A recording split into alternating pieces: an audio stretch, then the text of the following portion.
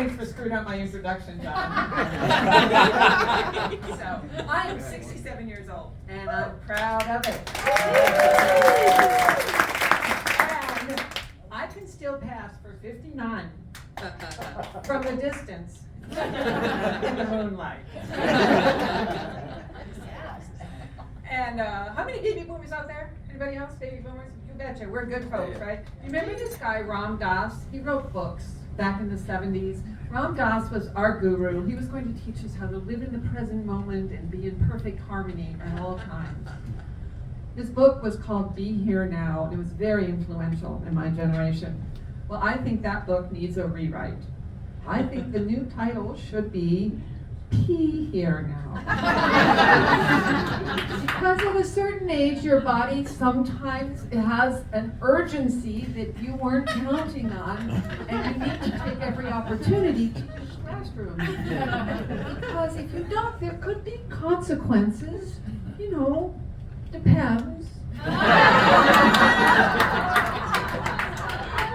Now, if you didn't get that joke, wait 40 years. I'm not ready for memory care yet, so I'm not going to Alzheimer's Acres or Demented Gardens or Memory Loss Manor. I'm cheating, yes. And I'm especially not going to Catheter Flats. A couple years ago, I found myself suddenly single after 20 years of very, very predictable marriage. And suddenly, I'm free. I still had 2 men in my life, however. I woke up every morning with arthritis. And I went to bed every night with Ben Gay. But I decided they just weren't enough. I just needed more. And so I ventured into that world of online dating.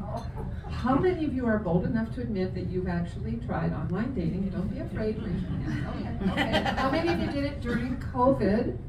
How many of you did it when you were over 60? People that are over 60. Okay, there's 3 of us. We're meeting over here by the piano afterwards for a support group.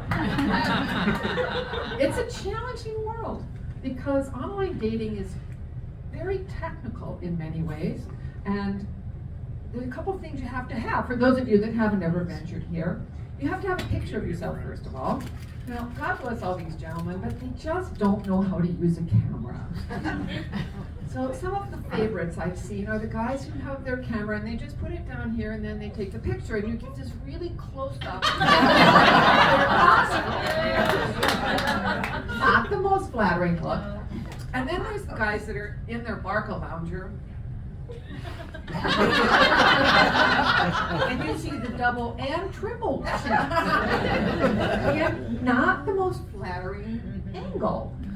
And then there's guys that don't realize you can actually flip the direction, so they are taking their camera in the regular way, they're looking at a mirror, their eyes are trained on their phone, and they're taking a picture of their reflection in the mirror looking at their phone with their front frown on their face. They need a little coaching. And then there's the guys that are posed with their motorcycle, a dead animal that they carry, a stringer of fish, or their golf clubs. Now, I personally don't think these guys are looking for a woman to date. I think they want a golf buddy, a fishing buddy, a golf buddy, or a motorcycle gang to join. God bless them, there's room for all of us. And then there's the guys who pose in the buff. When their six-pack long ago turned into a keg.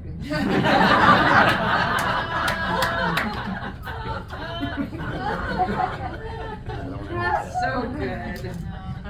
All right, so the second part of your online profile is you need to write a short biography. This is your opportunity to market yourself, use sassy words that titillate the imagination of the women that you hope to love and marry. One guy wrote, regular guy looking for a regular gal. And I'm thinking, slacks?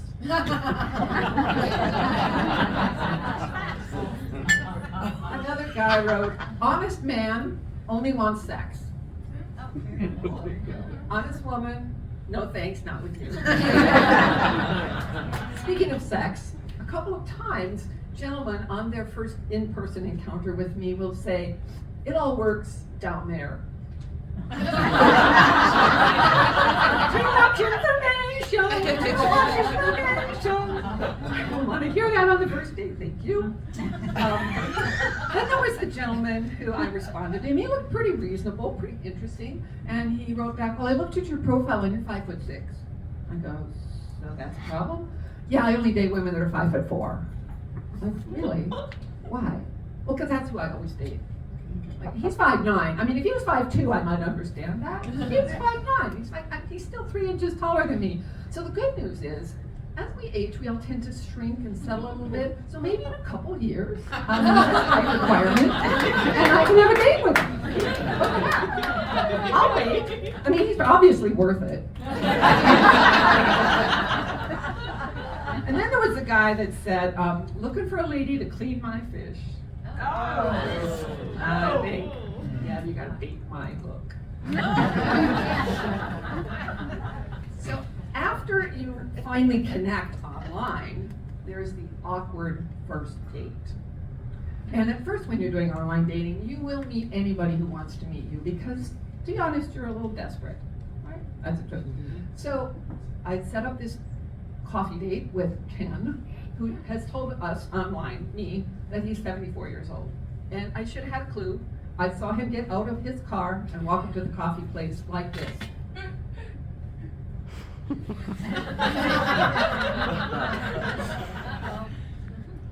But I was being polite and tolerant. I thought, I'm gonna give this guy a chance, right? So he gets a little closer. He has a very long, fluffy white beard. He's kind of like Santa Claus without the gleam in his eye. And there's bits of food on his shirt and on his pants. And it was downhill from there. You don't know the rest of the gory details. Pretty unpleasant. Then there's the guys who lie about their age. So in their pictures, they look, yeah, and they're all 15 years old. And so you meet them and they're all bent over and crumpled. And as you talk, you find that they're shaky and they can't remember words. So there's a little bit of misleading there. And then there's a fair number of guys who will wear hats in their picture. And you meet them in person and, oh my God, they're bald. Not that I have anything against bald. Bald can be beautiful. It's better to be bald than to be brainless. And I met one of those recently. I walk in and I go, hi, I'm Polly. He goes, hi, I'm Ken. I say, nice to meet you.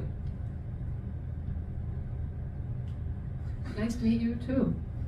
Something's wrong with this guy. I don't know what it is. But I really didn't want to stick around to find out. Then there's Mr. Chatty. Mr. Chatty loves to tell you about his life. So I heard about his ex-wife, his children, his work, his golf game, and his septic system. Folks like this, you really need a good escape line. So let me give you a couple of ideas for escape lines, those of you that may ever need one. So the first is you pretend you got a text on your phone and you rip it out and you go, oh, that's my husband. He needs me to go home and change his diaper.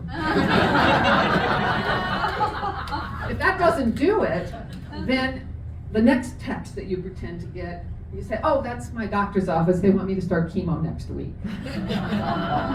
And if it still doesn't work, I recommend this.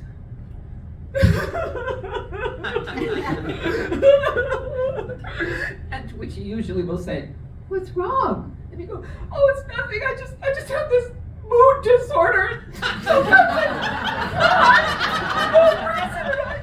it's not personal. And if you do this for a few minutes, you look up, they are gone. They are gone. This one works every time. If you can't get the guy that fits you, it works, trust me. So you might be thinking by now, why do old geezers put themselves through this humiliation? Why would we put ourselves out there, keep hoping to find someone or something? And my personal belief is that all of us, deep down, we want to be loved, we want to love, we want to be connected, we want to be cherished. Does everybody find love online? Some do, some don't. Depends.